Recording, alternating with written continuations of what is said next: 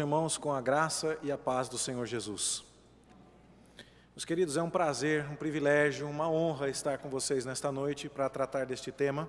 E agradeço mais uma vez a confiança que nos é dada pela primeira igreja, na pessoa do seu pastor, reverendo Erickson Martins, que gentilmente nos chamou.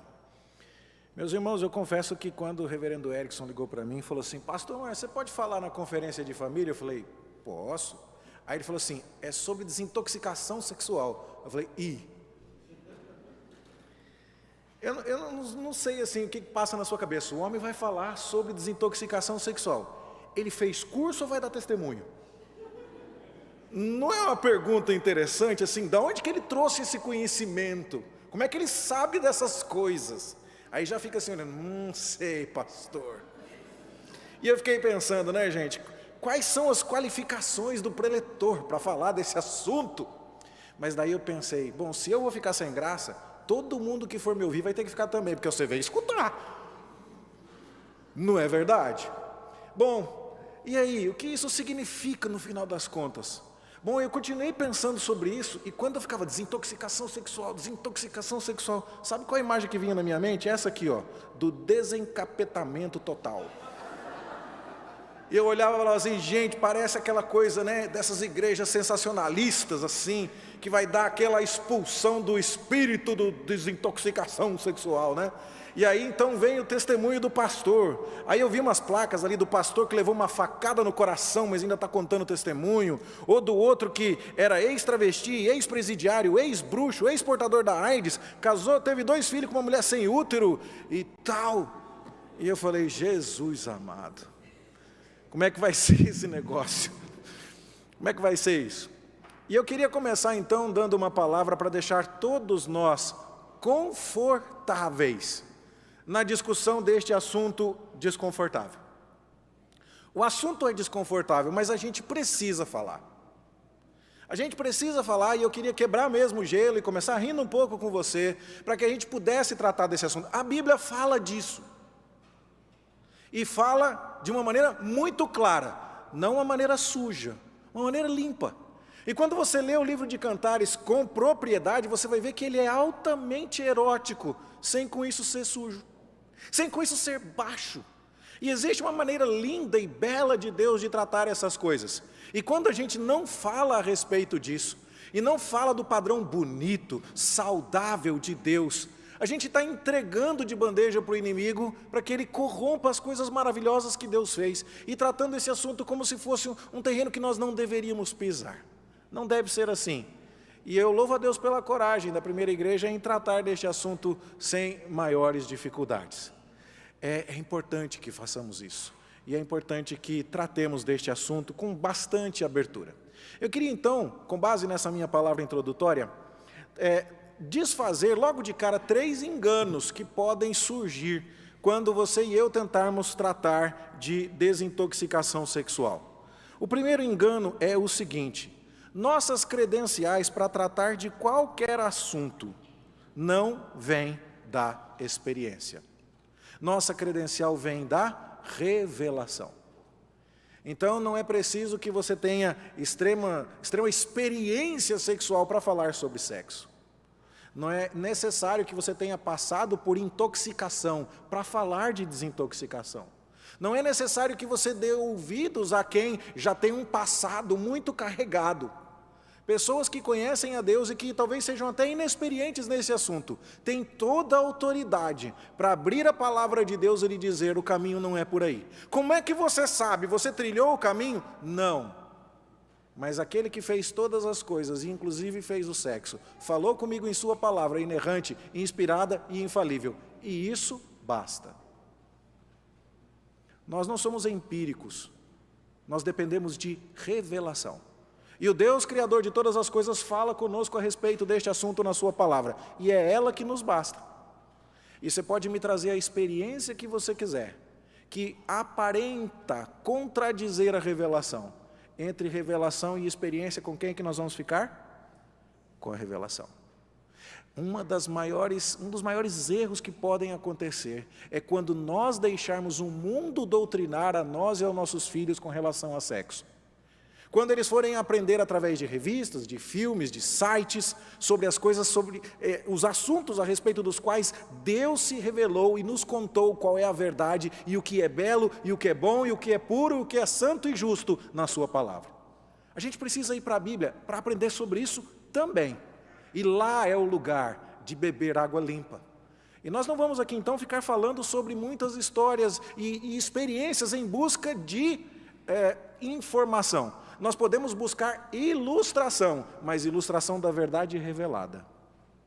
Então, quem vem falar com você aqui, num congresso de desintoxicação sexual, é um homem que vai abrir a Bíblia para falar com você a respeito disso. Segundo engano, para desfazermos, todos nós estamos expostos e sujeitos a todo tipo de pecado, inclusive o sexual.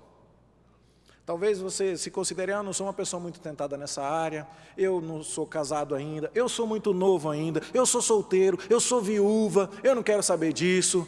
E é um engano muito sério pensarmos que estamos livres. E nós vamos mostrar isso a partir da revelação.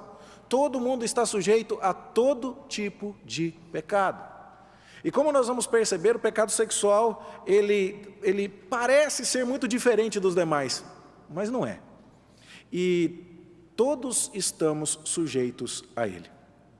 Então, nesta palestra e nas outras que vão se seguir, nós vamos falar sobre este assunto difícil, delicado, com sabedoria, com pudor, mas dependendo da revelação e entendendo, todos estamos sujeitos a isso.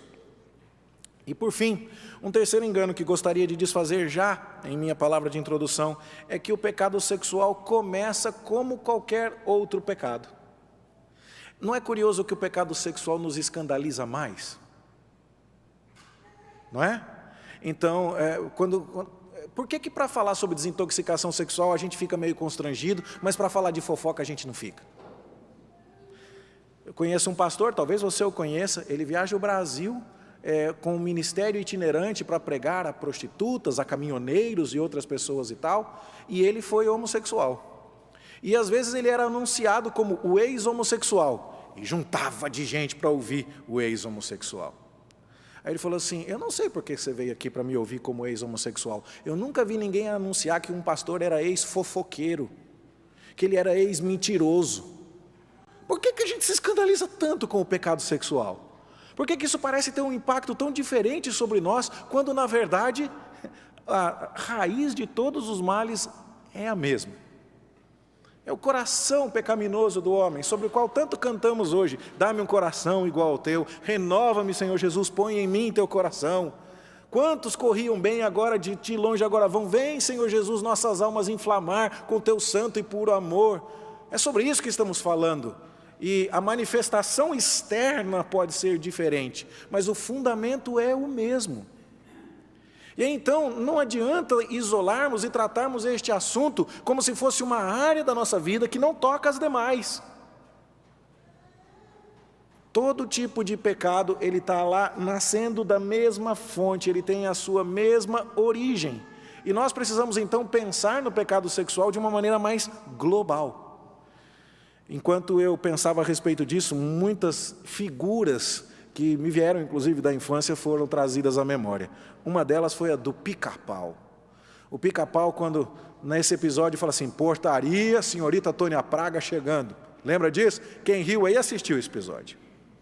E aí o Pica-Pau, quando ouve falar que a Tônia Praga, né, que era uma brincadeira com a Sônia Braga, que era uma artista muito famosa, conhecida, muito bonita naquela época, os olhos do Pica-Pau, né, e a língua do Zé Curubu vai parar no chão. E às vezes a gente olha para isso e fala assim, é pecado sexual. E a gente trata isso como se desligasse um botão da pessoa ali, e ela então já não responde por si. Bom, existe algum fundamento nisso sim. E nós vamos até tratar sobre isso um pouco amanhã, quando nós estamos com o nosso apetite sexual desperto, a gente raciocina menos. E é por isso que propaganda de cerveja não fala sobre a qualidade do lúpus, ou não fala sobre o tipo da cevada. Eles colocam mulher seminua mesmo na propaganda, que é para você não pensar. Para que eles vão estimular o seu raciocínio se eles conseguem te prender num gatilho mais lá embaixo? Mas, embora haja sim um componente fisiológico, ele não é determinante.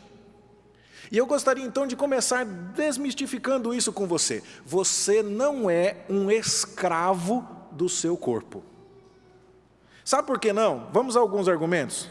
É bem provável que tenha alguém aqui que está com vontade de fazer xixi, mas não vai sair agora, porque não quer perder a palestra. Pode ter alguém que está cansado, mas não vai dormir agora, porque quer ficar aqui. Alguém que está com fome, mas vai dizer: corpo, espera, agora não é a hora.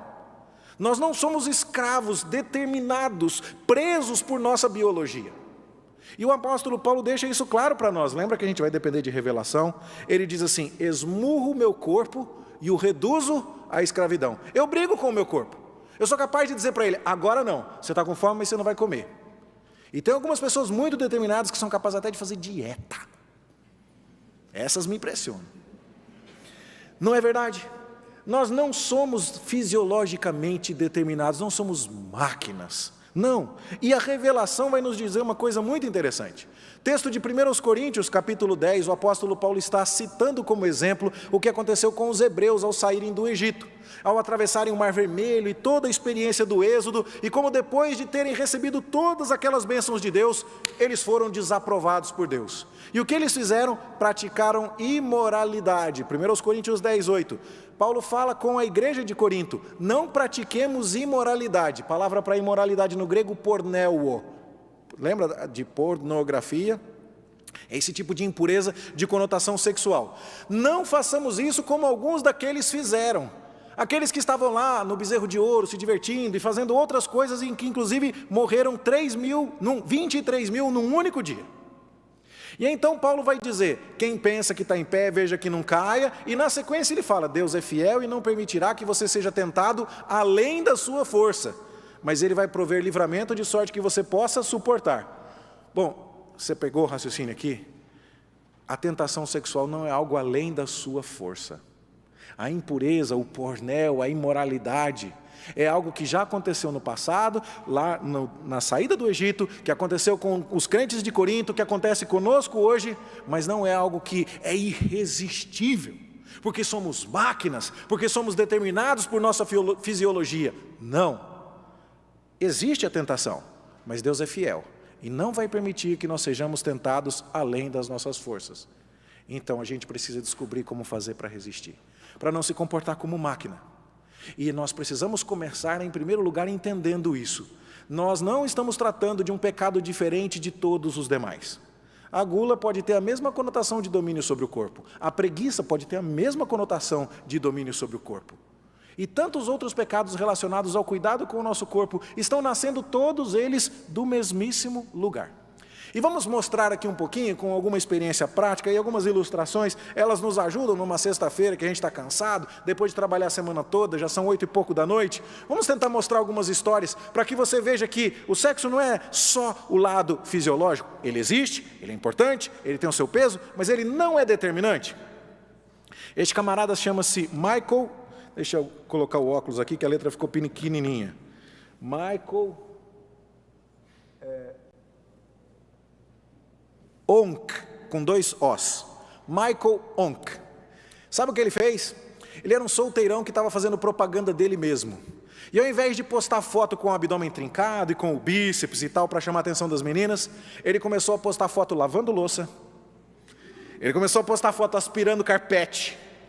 Ele resolveu sensualizar fazendo faxina. A irmã que deu aquela risadinha presa sabe. Isso é bem sensual, não é não, irmã? Um homem que ajuda na faxina, pensa. Na cozinha, né? Dá banho nas crianças. E o que ele fez que é fisiológico nisso? E a resposta é: nada. O que ele fez foi passar um recado: eu sou seu parceiro, eu estou junto com você, eu vou te ajudar, eu te amo, eu estou carregando o custo da vida ao seu lado. Não tem nada de fisiológico aqui. E, no entanto, a reação que veio com isso é fisiológica. E é por isso que, se você pesquisar, e precisa tomar cuidado aqui, viu? Porque eu fui pesquisar isso, né? Marido lavando louça sensual não prestou a pesquisa. Então, cuidado com o que você pesquisa. Mas algumas fotos que eu encontrei foram interessantes, né? A moça ficou toda feliz e toda animada, porque o marido foi lavar louça. E aí, então, você percebe como o lado fisiológico foi ativado por alguma coisa que não era fisiológica? E ao contrário também, você homem pode ter uma ideia do que eu estou falando. Imagina você que você tem todo aquele interesse por sua esposa, mas de repente, lá na roda de amigos, você conversando com todos os seus amigos, eles olhando para você com respeito e tudo mais, e a sua esposa chega e trata você como criança, desautoriza você na frente deles e fala, lá em casa nós conversa. Não vai acontecer nada nessa noite, né, meu irmão? Por quê? Porque ela não te respeitou. Então nós todos entendemos que existe sim um componente fisiológico, mas o sexo é mais do que isso. E a Bíblia nos descreve como algo mais do que isso. Nós somos compostos de corpo e de alma. E é curioso porque essas coisas realmente se tocam. Por quê? Porque o coração feliz deixa o rosto bonito. Mas enquanto eu calei o meu pecado, os meus ossos envelheceram. Você percebe que é uma coisa que nasceu lá dentro, mas passou para o lado de fora? Nasceu na alma, mas extravasou através do corpo? Será que tem alguém aqui que é que nem eu, que quando está sob muito estresse acontece alguma feridinha na pele, já sofreu alguma queda de cabelo? Não é o meu problema, mas quem sabe você, irmã, já percebeu isso? Já saiu caspa para você? Tem gente que a sola do pé fica descamando quando está estressado. O que é isso? São coisas que estão acontecendo dentro do nosso coração, mas que estão tendo respostas no nosso corpo. E o sexo é por aí, é assim que a gente tem que entendê-lo. Então, a mulher que grita com o marido, o desanima. O marido que lava a louça, anima a esposa. E é isso que a gente devia entender. Então, eu gostaria de contar aqui para você algumas histórias, e eu creio que nós estejamos sendo transmitidos e que esse material depois vai ser preservado. Então, eu vou precisar reduzir bastante a quantidade de detalhes para a gente falar só do milagre, sem chegar no santo de jeito nenhum. Tá certo? Mas algumas histórias reais que ao longo desses anos de ministério a gente teve a tristeza de testemunhar e a bênção de ser usado por Deus para ajudar a corrigir. Um rapaz jovem, não tinha nem seus 30 anos ainda, casado com uma moça muito legal, uma moça muito bonita, jovem também, carinhosa, disposta ao sexo com o seu marido, colaborativa nesse sentido, é surpreendido por amigos mexendo no Tinder, onde ele postava fotos sem camisa, para receber curtidas. É uma história real. E aí quando você vai perguntar para esse rapaz, mas meu jovem, você tem uma esposa tão bonita, ela é tão interessada em você, dá para ver pelos olhos dela que ela se interessa por você, que ela aprecia você. O que acontece? Por que você está mexendo no Tinder e colocando fotos sem camisa? Para quê? E a resposta que vem desse jovem, ela é perturbadora. Ela fala assim, ele dizia, eu gosto de ouvir o elogio. E de repente a esposa não estava tão atenta a isso, ela expressava o apreço que sentia pelo marido de várias outras formas, mas não verbalizando, e ele queria isso. Bom, você percebe? Não é nem o componente físico, ele nem encostou em ninguém, mas é um pecado de natureza sexual que começou lá dentro do coração. Um outro rapaz, novo também, casado com uma moça bonita também, interessada nele também, moça crente, de repente está tentando seduzir as estagiárias do seu serviço. E quando você pergunta para ele, mas por que você está fazendo isso? Ele diz assim, eu tenho uma necessidade tremenda de sentir que as pessoas gostam de mim. Eu preciso de aprovação. Eu quero todo mundo dizendo que eu sou o máximo. Mas foi então esse o canal que você escolheu? Você só consegue se sentir aprovado e aceito se as outras pessoas te entregarem o corpo? Bom, você percebe que a expressão disso tem uma conotação sexual, mas a origem disso não tem nada a ver com sexo. Um homem casado com filhos, novamente, mulher crente, cai em adultério. Você olha, você faz as comparações, você vê a pessoa com quem ele cai em adultério, você olha para a família dele e diz assim, não faz sentido. E aí então você tenta entender o que foi que aconteceu e ele diz assim, não, eu tenho vontades que a minha esposa não quer realizar. E aí você pergunta, mas é necessário mesmo isso? Será que você precisa ser tão dominado a ponto, ela te nega alguma coisa que a Bíblia manda ela te entregar? Não. Ela é omissa nos deveres de esposa? Não. Mas então o que ela está querendo? E quando ele entra nos detalhes, e a gente precisa, às vezes, fuçar nessas coisas para tentar ajudar, e aí você percebe que era uma coisa tão simples, supérflua, desnecessária. Mas o que estava motivando aquele homem a colocar toda a vida dele, a família dele, a reputação dele em risco, era um desejo tão minúsculo, tão sofrido, que a gente olha e diz assim, não, o pecado sexual ele é muito mais sério e muito mais profundo do que isso. Uma mulher que se insinua para um homem e diz assim, eu estou à sua disposição a hora que você quiser, e quando você vai tentar descobrir por que aquela mulher está deixando o marido e filhos, é porque o marido não olha para ela do jeito que esse homem olha para a esposa dele. Então ela ficou olhando, eu queria que meu marido olhasse para mim do jeito que aquele homem olha para a esposa dele. Eu queria era ser desejada. É alguma coisa que está nascendo no coração, é uma cobiça que leva ela a expressar isso através do seu corpo e na sua sexualidade. Mas no final das contas, o grande problema dela não é porque ela está desesperada para sair fazendo sexo com outras pessoas, é o desejo de ser desejada, com toda a redundância. A mais, você conhece a história da Bíblia de Lia? Você já pensou no que Lia se meteu? Não dava para ela simplesmente dizer, Jacozinho, acorda filho, é peça de papai, está te passando para trás, mas a Lia fica quieta e acorda no dia seguinte com cara de, oi, eu, quê? Já era. E porque Lia aceita participar desse jogo, quem sabe ela olha e diz assim, mas uma mulherzinha com os olhos baços que nem eu, ninguém quer, ainda mais aquela folgada da minha irmã que fica me esnobando, agora bem feito para ela. E aí você olha e ela aceita participar desse tipo de jogo. Irmãos, a probabilidade é imensa, e inclusive a sequência do relato bíblico nos ajuda a concluir isso. Não se trata de Lia dizendo assim, eu preciso ter intercurso sexual com esse homem, porque a minha carne clama. Não é esse o ponto. O ponto está lá dentro. O ponto é o seguinte, eu preciso para validar a minha existência que um homem me deseje. E se isso não acontece, eu estou disposto a jogar sujo para conseguir. E o pecado sexual, portanto, não começou como pecado sexual. Ele começou de outra maneira, completamente diferente. E é a última vez que eu menciono o pica-pau, eu prometo. Mas nesse episódio, o que é que você tem? Os dois brigando para ver quem que vai levar a pica-pau na discoteca. E isso aconteceu na minha família. Vovó largou o marido e deixou os 2 filhos para trás, meus 2 tios, para ficar com o meu avô, que era casado e tinha 2 filhos também. E você olha para o meu avô, você olha para ele e você falava assim, esse homem aí não sei não vale muita coisa. Redimido por Cristo, eu creio que vou encontrá-lo no céu, mas o passado dele não foi brincadeira. Ainda bem que essas coisas não são genéticas, só o pecado mesmo, que é pior, né? Mas quando eu perguntei, vó, por que a senhora largou 2 filhos para trás, vó? Por que a senhora fez isso? E se ela não tivesse me contado com a boca dela, eu ia falar, não é isso. E ela falou assim, não, ele dava em cima de mim, meu marido não fazia nada.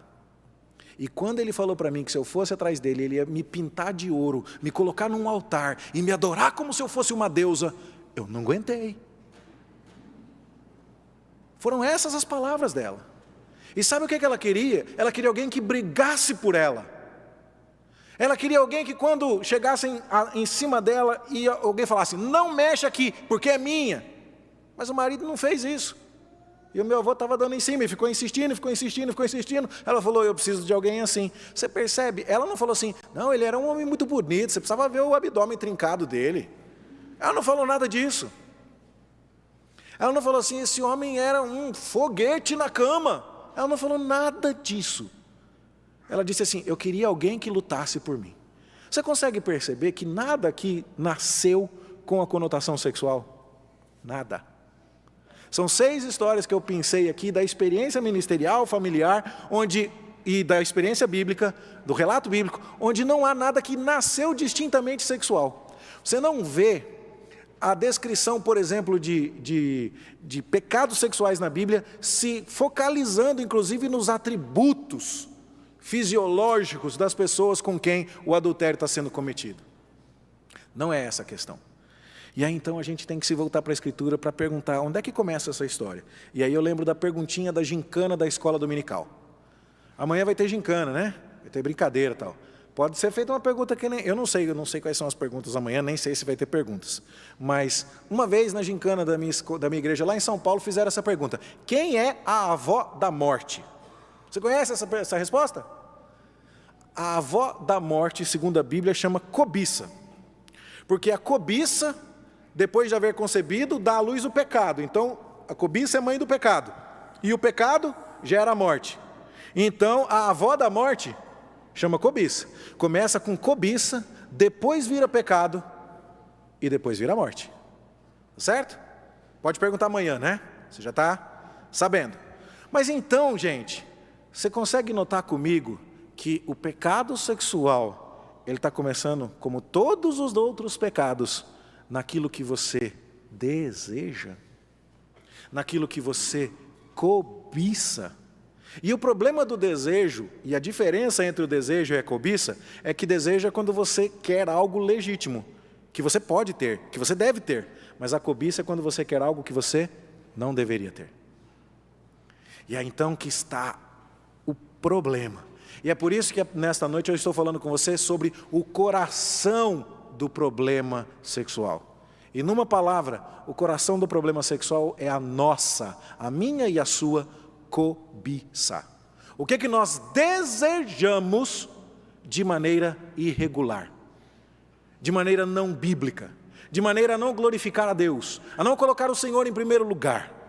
É nesse desejo que nós temos a avó da morte, a mãe do pecado sexual. Veja o Senhor Jesus falando: de dentro do coração dos homens é que procedem os maus desígnios, a prostituição, palavra grega aqui, porneia, os furtos, os homicídios, os adultérios, a avareza, as malícias, o dolo, a lascívia. Você entende que na teologia das novelas da Globo não é assim que funciona? Na novela da Globo, a artista vai falar assim: comigo é aquela coisa de pele. Já escutou esse tipo de conversa fiada? Não é coisa de pele porcaria nenhuma, é coisa do seu coração podre mesmo. É a sua cobiça. Você não é o escravo do seu corpo, mas você está preso a um coração pecaminoso, que precisa ser reorientado e redirecionado para Deus e para a sua glória. É um problema do nosso coração. E aí então, vou fazer a primeira recomendação da noite aqui para você. O livro Purificando o Coração da Idolatria Sexual, editora Nutra. Idolatria, você já deve ter ouvido isso aqui, tenho quase certeza, tem a ver não simplesmente com fazer uma imagem, pintar e adorar a estátua. Tem a ver com qualquer coisa que a gente coloca na nossa vida como algo que vai nos atribuir sentido, significado, prazer. Algo que nós buscamos em lugar de buscar a Deus. E aí então isso se torna um ídolo. E no que se refere à imoralidade sexual, vai dizer o autor aqui, John Street, ele vai dizer, a causa da imoralidade sexual está no coração pecaminoso. É quando o coração está querendo algo que não devia querer, é a cobiça. E aí então, boa parte da nossa reflexão desta noite estará em procurar sondar o coração. O que é que o seu coração deseja? O que é que você quer? Uma das perguntas interessantes que nós podemos nos fazer: por que eu estou nervoso? Eu estou nervoso porque o meu filho derramou leite no chão? Mas é por causa do prejuízo econômico? Eu sou igual o pai do Everybody Hates Chris, o Julius. Você acabou de derramar 37 centavos de leite no chão? Não, não é por causa disso. Então eu não estou nervoso por causa do leite. Eu estou nervoso por causa da limpeza? Porque, sabe, eu vou ter que... Não é só pegar um pano e esfregar. Eu estou nervoso por quê? Bom, esse motivo vai me dizer muita coisa a respeito do meu coração. O motivo importa. E aí, então, é possível sondar o coração. Você lembra de Salomão? Como foi que aquele homem sábio conseguiu descobrir, antes do exame de DNA do ratinho, quem era a verdadeira mãe da criança? Ele trouxe as duas mulheres com o filho vivo e falou: cada uma está dizendo que é a mãe dele, então tá bom, vamos pegar uma espada e partir o filho vivo no meio. E com isso ele cutucou o coração das duas. O coração de uma mãe estava cheio de amor pelo seu filho verdadeiro, e ela falou: não faz isso, dá o filho para ela. Mas o coração da outra, que não era mãe, estava cheio de inveja, porque a outra tinha e ela não tinha. Então ela diz, isso, tá bom, metade para cada um, para mim está ótimo. E assim Salomão conseguiu chegar ao coração. Então, Salomão, nos seus provérbios, vai escrever, como águas profundas são os propósitos do coração do homem, mas o homem de inteligência sabe descobri-los. Eu não estou dizendo que é fácil, eu não estou dizendo que você vai sair daqui essa noite com todas as respostas, mas eu estou dizendo que é por aí o caminho. O caminho é sondar o coração. A imoralidade sexual, o recurso à pornografia, o adultério, as práticas sexuais ilegítimas, elas são a ponta do iceberg. A raiz do problema está no coração. E é possível, é trabalhoso, é difícil, mas o homem que recebe a inteligência de Deus consegue sondar esses propósitos. E é ali, naquele terreno, escondido, que nós precisamos procurar as razões do pecado sexual. Eu vou depois disponibilizar isso para você, com muita alegria, mas há um site do diretor do seminário lá de São Paulo, o reverendo Ageu, onde ele coleciona vários artigos, e um artigo que está lá se chama 19 razões que levam você à pornografia. E ali ele colocou várias questões que podem meio que legitimar para aquela pessoa que comete esse pecado o direito. Não, eu tenho o direito de pecar aqui, eu vou pecar, mas existe uma explicação muito boa. E ali então é uma espécie de raio-x do coração. Por que às vezes é tão difícil se livrar de um pecado sexual? Porque você está tentando tratar a ponta do iceberg e não a raiz do problema.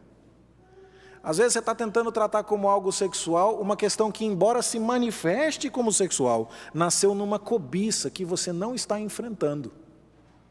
E aí, então, eu fui dar uma olhada lá nesses gatilhos para o pecado neste artigo. E então, por que algumas pessoas se sentem autorizadas a pecar e por que alguns acabam escorregando com relação à pornografia e pecando nisso? Solidão. Eu estou sozinho e eu tenho o direito de ter companhia. E eu exijo ter companhia. E como eu não tenho, então a pornografia será a minha companheira. Mas pode ser o tédio. Não tem nada para fazer? Quem sabe Davi, que acordou tarde, que ficou olhando a Batseba tomar banho, pode dizer, eu te entendo, camarada. Estava um dia meio parado mesmo. Né? Quem sabe o estresse? Não, é muita correria, você não sabe o que eu aguento. Aquele chefe, eu preciso de um alívio. Eu tenho esse direito. E então eu recorro a isso. Mas note, não é sexual a coisa desde o seu nascimento. É aquela conversa de que eu mereço descanso e a pornografia que vai me dar isso. E o sexo é que vai me dar isso. Mesmo que eu tenha que atravessar a fronteira do pecado para ir buscar do outro lado. Ainda estamos falando de cobiça. E tentar colocar a senha no seu computador, colocar o computador na sala, colocar software de controle parental no seu celular, não vai resolver o problema principal da sua cobiça. E a maneira como você está achando que você deve lidar com o seu estresse. Você está tratando só a ponta do problema. Frustração. Nada que eu faça dá certo. Pelo menos aqui, as coisas vão funcionar. Fadiga. Estou cansado. Isso me relaxa. Dor. Eu estou sofrendo. Eu preciso de consolo. Fracasso. Pelo menos aqui, dentro deste universo, eu sou um sucesso. Direito. Eu não consegui o que eu queria, mas eu mereço. Então agora eu vou ter o que eu quero, do meu jeito. Sucesso. Eu acabei de ter uma grande vitória. Eu preciso comemorar. Lugar. Eu não estou onde gostaria. Seja fisicamente, seja em termos de carreira, seja em termos psicológicos, emocionais. Eu quero escapar daqui um pouco. Eu preciso ir para outro lugar. Ou então rejeição. Ninguém me aceita. Pelo menos aqui eu sou querido. E esses são só alguns dos motivos, eu nem listei os 19 aqui. Mas a ideia que eu espero ter ficado clara aqui é que esse pecado sexual de pornografia, ele não começou enquanto um pecado sexual.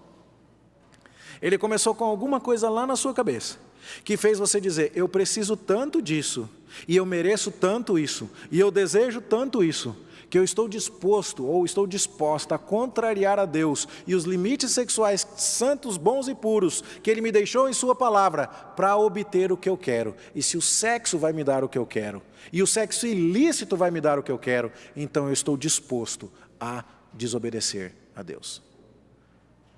Nem sempre, embora possa acontecer, de o pecado ter sim, logo de cara, uma conotação sexual, em boa parte dos casos, o problema não é esse. O problema é a cobiça. Quando eu mostrava esse slide para minha esposa, porque eu gostei, né? Eu fiquei treinando como é que fazia esses hexágonos aí e tal. Eu falei, olha aqui. Ela falou, faltou a cobiça. Que ela estava estudando bastante lá. E aí então eu falei, verdade. Mas o que a pessoa que está se entregando à pornografia cobiça em cada um desses casos? Bom, se ela está entediada, ela cobiça sentir alegria. Se ela está solitária, ela cobiça um amigo. Se ela está estressada, ela cobiça consolo. Se ela está frustrada, ela cobiça paz. Se ela está fadigada, ela quer uma fonte de vida. Se ela está em dor, ela quer um refúgio. Se ela foi traída, agora ela quer vingança. Se ela está amargurada, ela quer justiça. Se ela está pecando porque simplesmente apareceu a oportunidade, ela está buscando em primeiro lugar prazer. Se ela está pecando por causa de fraqueza e se sentindo uma pessoa frágil, o pecado vai ser o seu poder. Se ela foi rejeitada, o pecado vai ser o seu conforto. Se ela fracassou, o pecado vai ser o seu sucesso. Se ela foi bem-sucedida, o pecado vai ser a sua recompensa. Se ela tem direitos que não foram atendidos, o pecado vai dar a ela o que ela pensa que merece. Se ela está querendo agradar, o pecado vai ajudá-la em sua autoestima. Se é por causa de um horário específico do dia, da noite, por alguma circunstância de rotina, e onde ela precisa dar uma relaxada, o pecado vai ser o seu tranquilizante. Se é algum lugar físico ou emocional de onde ela deseja escapar, o pecado vai ser a sua rota de escape. Se ela lida com problemas de pensamento negativo, o pecado vai silenciar aquela voz perturbadora. Se é um caso de público e de palco, de gente que ela quer estar em evidência, o pecado vai ser o seu parque de diversões. Mas note, é muito mais complexo, muito mais amplo do que simplesmente tratar esse assunto como uma coisa de pele. É um problema de coração. É um problema de o que você deseja. O que é que você quer da vida? E quando a gente aprendeu a responder isso direitinho, a gente começou a chegar perto da raiz do problema. Nós vamos falar um pouco ainda mais sobre o livro Purificando o Coração da Idolatria Sexual, de John Street. A minha esposa também vai falar um pouco sobre ele amanhã, mas essa tabela vem desse livro. E nesse livro, John Street faz meio que um mapa dessa autogratificação cobiçosa. Eu cobiço. E eu vou dar o que eu cobiço para mim. O sexo vai ser só o canudinho. Você consegue entender a figura? O sexo vai ser o meio onde eu vou buscar, através do qual eu vou buscar aquilo que o meu coração deseja. Pode haver outros meios. E podem ser pecaminosos também.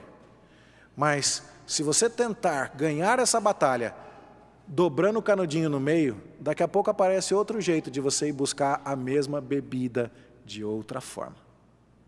Então esse é o problema. E lá, John Street, no seu livro Purificando o Coração da Idolatria Sexual, fala sobre a autogratificação cobiçosa. O que eu cobiço? Eu estou magoado e eu quero ser curado. Sabe o que eu quero? Quero um afago. E aí, então, que tipo de sentimentos eu posso estar nutrindo no meu coração quando eu quero um afago e não estou indo buscar esse afago em Deus? Pode ser a ira, pode ser a autocomiseração, eu estou com pena de mim mesmo, o temor, eu estou com medo de alguma coisa, ou pode ser o descontentamento, eu estou triste, as coisas não saíram do jeito que eu queria. E aí, então, o sexo vai ser o canal para eu trazer para mim mesmo essa cura para as minhas mágoas. Mas John Street ainda fala, pode acontecer que eu esteja me gratificando e esteja cobiçando alguma coisa que vai satisfazer o meu apetite. Eu estou com fome de alguma coisa, eu quero mais do que a vida está me dando. E então, quais são os sentimentos que eu estou nutrindo? Eu estou querendo lisonja, eu quero ver as pessoas me aplaudindo, eu quero ter poder, eu quero ter controle, eu quero me autogratificar, eu estou em busca de prazer, ou eu estou em busca de consolo. Então, a mecânica aqui, você nota, ainda não chegou no sexo. O sexo vai aparecer depois. Onde é que eu vou buscar cura para as minhas mágoas e material para satisfazer os meus apetites? Bom, a resposta correta é em Deus. Quem vem beber da água que Cristo dá, jamais vai ter sede. Quem come do pão da vida, jamais vai voltar a ter fome. Quem está cansado e sobrecarregado, vai até Ele e acha descanso para a sua alma. Deus é a resposta para todas essas perguntas. E é por isso que o livro se chama de Purificando o Coração da Idolatria Sexual. Por quê? Porque ao invés de ir buscar a solução em Deus, você está indo buscar a solução no sexo. E o curioso é que o sexo não vai satisfazer. Porque os ídolos sempre desapontam. Os ídolos sempre têm aquele gosto amargo no fundo da xícara, para tomar a figura de C.S. Lewis. Os ídolos sempre deixam você com aquele gosto de quero mais e, já acabou tão cedo. E esse é um dos piores problemas da pornografia, conforme nós vamos ver amanhã. O pornógrafo, ele foi atendido hoje, mas amanhã ele precisa de mais. E o que resolveu o problema dele hoje, amanhã não basta. E aí ele precisa descer um degrau mais escuro em direção ao fundo do poço. E ele vai ficando cada vez pior, e vai ficando cada vez pior. C.S. Lewis foi muito sábio quando, nas cartas de um diabo ao seu aprendiz, aquele livro, ele relata um suposto diálogo entre o diabo mestre e o seu aprendiz, e o diabo mestre é o morcegão e o seu sobrinho está ali como um estagiário, e aí o sobrinho chega e fala: tio, eu consegui inventar um prazer muito bom, e os crentes agora vão atrás do meu prazer, e eles vão parar de ir para a igreja e vão parar de buscar Deus, e o tio diz assim: para com isso, menino. Nem tenta superar Deus, a concorrência é desleal. Deus é o Deus dos prazeres. A gente não faz alegria igual Deus, não. A gente não consegue. Nenhuma alegria que a gente consiga fabricar consegue concorrer com as alegrias que Deus dá. O que máximo nós podemos fazer é ensinar essa crentaiada a buscar alegria no lugar errado e do jeito errado. Não tenta competir. Não vai dar certo. Bom, o que fazem as pessoas que buscam isso no sexo? Elas podem buscar um humano como vítima. E aqui vem as corrupções. Eu vou estuprar para tirar de alguém isso que eu estou querendo. Ou eu vou cometer um incesto, ou a pedofilia, ou a necrofilia, que é o sexo com os mortos, ou o sadismo, que é o sexo que traz sofrimento a outra pessoa, ou eu não sei nem falar isso aqui direito, voyeurismo, que é quando você espia a nudez de uma outra pessoa sem o consentimento dela, o exibicionismo, que é quando você quer expor as suas partes íntimas para os olhos dos outros sem que eles tenham solicitado esse tipo de coisa, ou quando é um froteurismo, que eu fui pesquisar no dicionário, que é quando você toca numa pessoa e esfrega as suas partes íntimas na outra pessoa sem que isso seja solicitado ou consentido.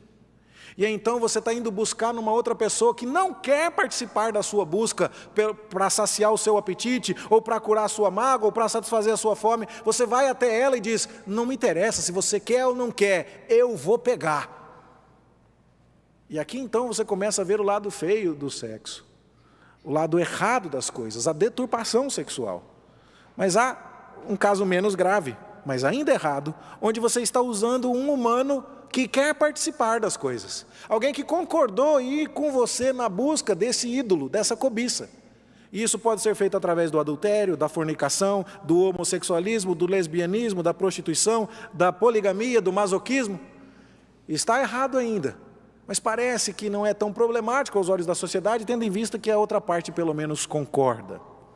Quando você faz isso recorrendo a um objeto ou um animal, e as perversões sexuais vão se agravando aqui, o bestialismo ou a zoofilia, coprofilia, precisei pesquisar, que tem a ver com fezes, urofilia com urina, clismafilia, que é a introdução de líquidos no reto, ruberismo, que é fixação por roupas de borracha, role-playing, que é a ideia de nós vamos fazer fantasias sexuais e vamos fazer jogos aqui, e a gente vai falar um pouco mais sobre isso amanhã, ou a estimulação própria, que é possivelmente o maior dos problemas nessa nossa era de tecnologia.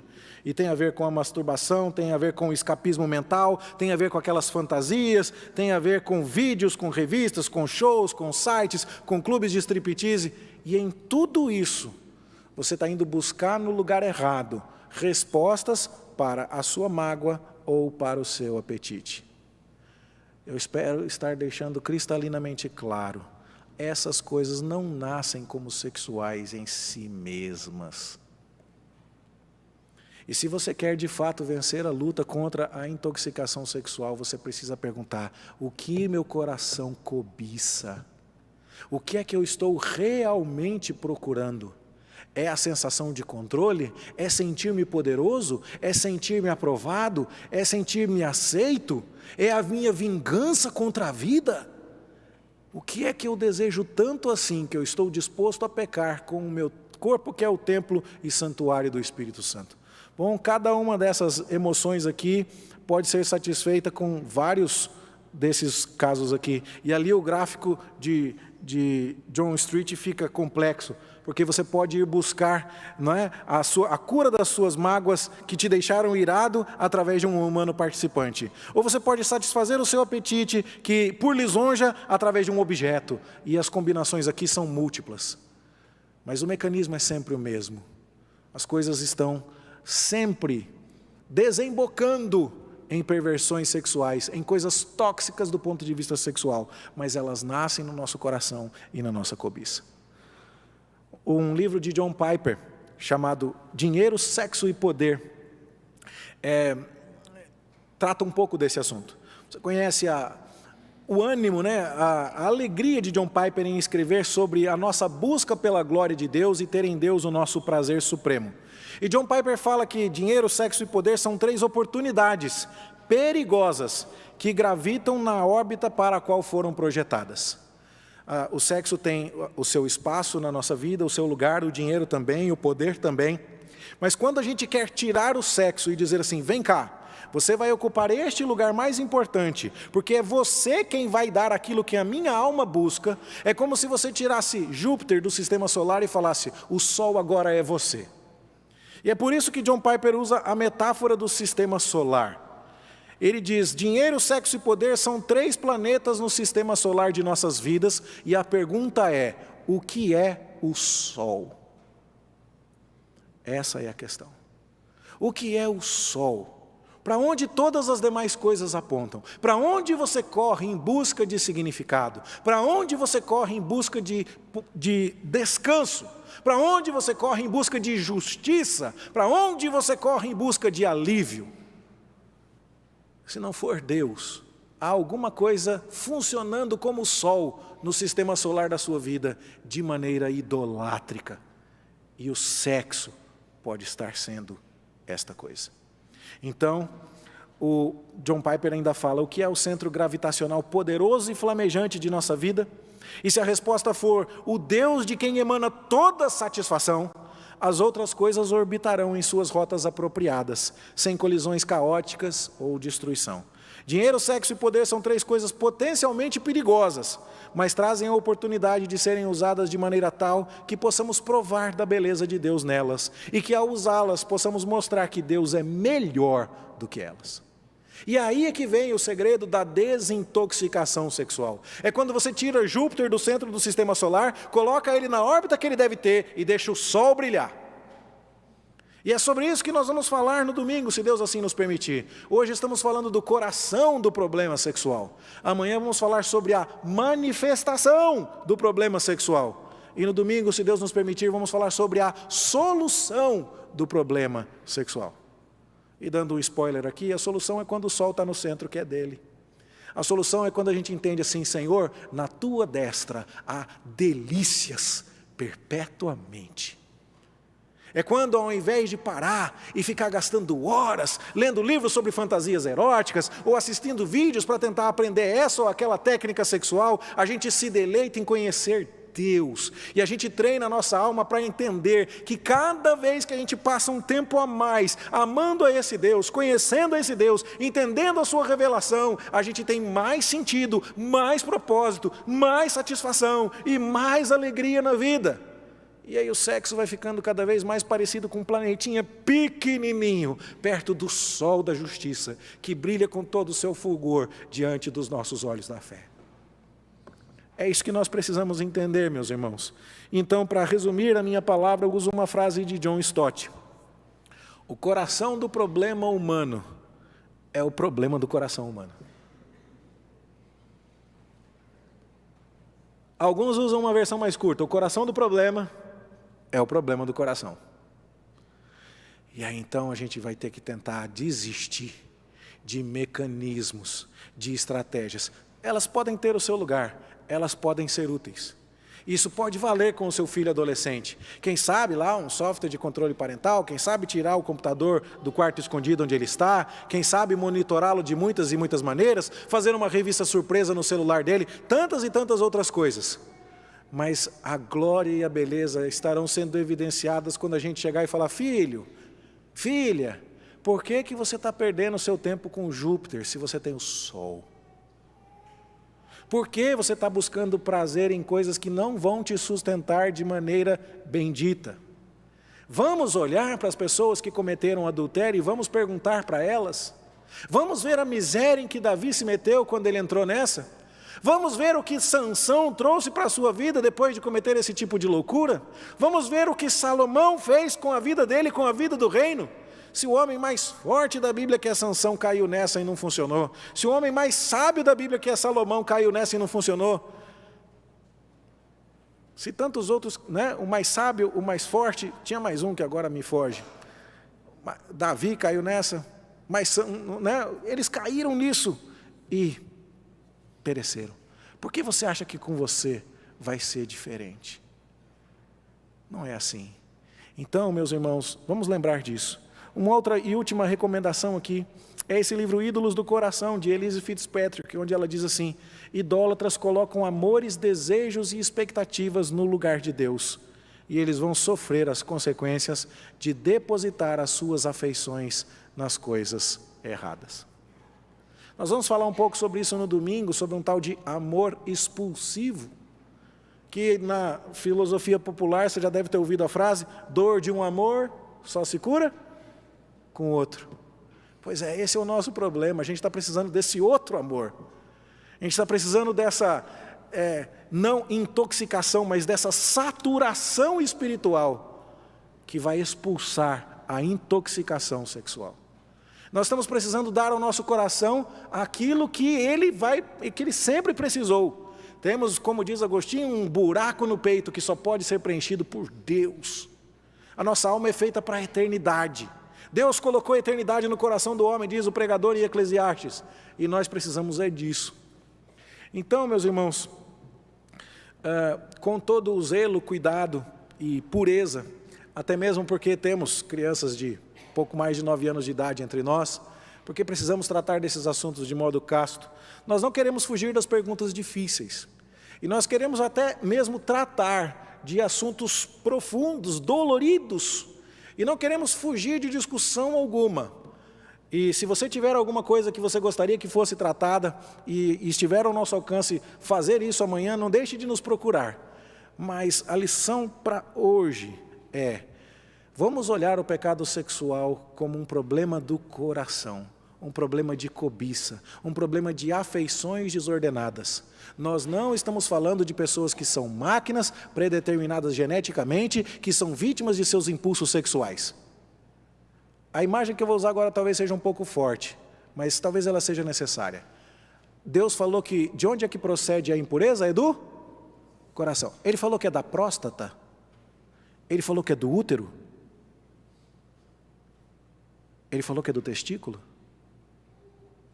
Ele não falou. Ele falou que procede de onde? Do coração. Então vamos tratar disso desta maneira. E a pergunta que você precisa fazer, você que talvez esteja sofrendo com problemas de ordem sexual: o que é que eu estou buscando através do sexo? Essa é a pergunta mais importante de todas. Que Deus nos dê a graça de discernir esse mal, de arrancar a erva daninha pela raiz e de lutar contra a intoxicação sexual, buscando resolver o problema desde seu princípio. Nós não vamos tratar do filho, não, nós vamos buscar lá na avó da morte, na cobiça. Deus tenha misericórdia de nós e nos ajude em nome de Jesus. Amém. Vamos orar e vamos nos colocar em pé, meus irmãos?